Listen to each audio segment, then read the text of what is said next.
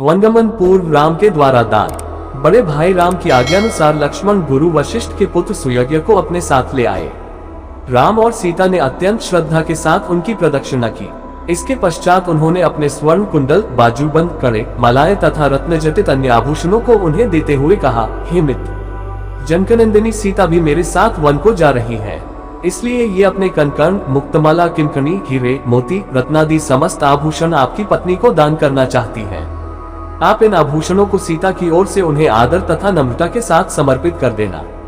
मेरी यह स्वर्णजटित शया अब मेरे लिए किसी काम का नहीं है, अतः इसे भी आप ले जाइए।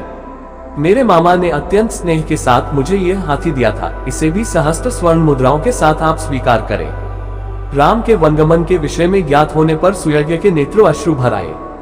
सजल नेत्रों के साथ राम के द्वारा प्रदान की गई वस्तुओं को उन्होंने ग्रहण किया और आशीर्वाद दिया, हे राम, तुम चिरजीवी हो। तुम्हारा 14 वर्ष का वनवास तुम्हारे लिए निष्कंटक और कीर्तिदायक हो।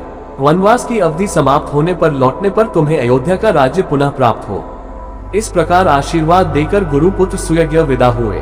उसके बाद राम ने अपने सेवकों को, जो कि राम के वनवास से दुखी होकर रो रहे थे, बहुत सारा धन दान में दिया और सांत्वना देते हुए बोले, तुम लोग यही रहकर महाराज, माता कौशल्या, सुमित्रा, कैकेयी, भरत, शत्रुघ्न एवं अन्य गुरुजनों की तन मन लगाकर सेवा करना। सदैव इस बात का ध्यान रखना कि उन्हें किसी प्रकार की असुविधा न हो। फिर राम ने अपनी समस्त व्यक्तिगत संपत्ति को मंगवाकर सीता के हाथों से उसे गरीब, दुखी, दीन दरिद्रों में बंटवा दिया। राम और सीता के द्वारा मुक्त हस्त से दान दिए जाने की चर्चा सारे नगर में दावानल की भांति फैल गई। उन दिनों अयोध्या के समीपवर्ती एक ग्राम में गर्ग गोत्री त्रिजटा नामक एक तपस्वी ब्राह्मण निवास करता था। उनकी बहुत सी संतानें थीं और वह अत्यंत दरिद्र था।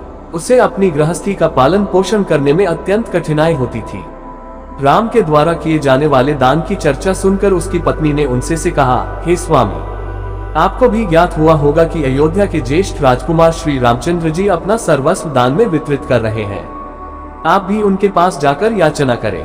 हमारी निर्धनता और दरिद्रता से तथा आपकी याचना से द्रवित होकर दयालु राम हम पर भी अवश्य ही दया करेंगे और इस दरिद्रता से हमारा उद्धार कर देंगे। तपस्वी त्रिजटा याचना में रुचि नहीं रखते थे, किंतु पत्नी के बार बार प्रेरित किए जाने पर विवश होकर वे श्री राम के दरबार की ओर चल पड़े। वे शीघ्रातिशीघ्र एक के बाद एक 5 ड्योढ़ियां पार करके राम के समक्ष जा पहुंचे। उनकी तपस्या जनित तेज और ओज प्रभावित राम बोले, हे तपस्वी, हे ब्राह्मण देवता, आपका हृदय तीव्र गति से स्पंदित हो रहा है और शुभ्रभाल पर श्वेत कण झलक रहे हैं। ऐसा प्रतीत होता है कि आप बड़ी दूर से तीव्र गति के साथ चले आ रहे हैं। आपकी वेशभूषा आपके धन का अभाव का परिचय देता है, अतः आपने अपने हाथ में जो धन रखा है उसे आप अपनी पूर्ण शक्ति के साथ फेंकिए।